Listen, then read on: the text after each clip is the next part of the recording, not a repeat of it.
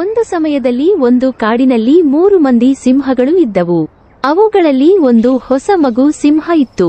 ಈ ಹೊಸ ಸಿಂಹ ತನ್ನ ತಾಯಿ ಮತ್ತು ತಂದೆಯ ಸಹಾಯದಿಂದ ಬಹಳ ಕಠಿಣ ಉಪಾಯದಿಂದ ಕಲಿತುಕೊಂಡಿತ್ತು.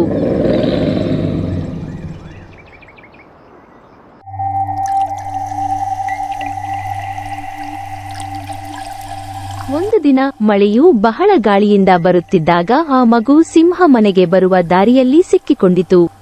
ಅದು ಬೇಕಾದಷ್ಟು ಮಿಂಚುಗಾಲವನ್ನು ಎದುರಿಸಿತು.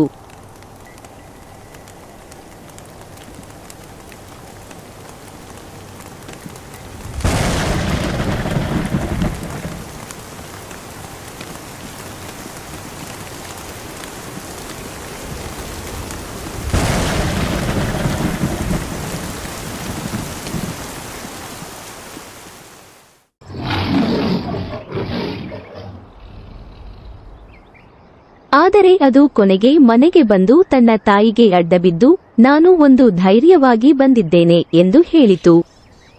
ನಾಯಕ ಸಿಂಹಿ ಆ ಮಗು ಸಿಂಹನ ಧೈರ್ಯವನ್ನು ಕೇಳಿ ಅದನ್ನು ಮೆಚ್ಚಿದಳು.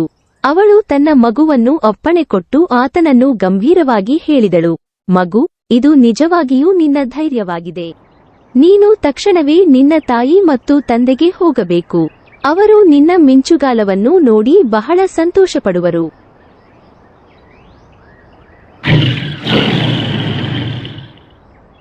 ಅದರಂತೆ ಆ ಮಗು ಸಿಂಹ ತನ್ನ ತಾಯಿ ಮತ್ತು ತಂದೆಗೆ ಹೋಗಿ ಅವರಿಗೆ ತನ್ನ ಅನುಭವವನ್ನು ವಿವರಿಸಿದನು.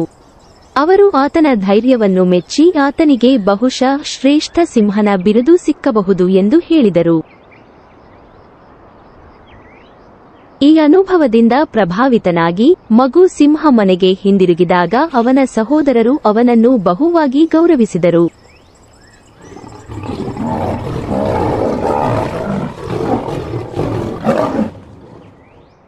ಆದರೆ ಅವನಿಗೆ ಗೊತ್ತಾಯಿತು, ಕಲಿತ ಧೈರ್ಯವು ಅವನ ನಿಜವಾದ ಸಾಮರ್ಥ್ಯವನ್ನು ತೋರಿಸಿತು.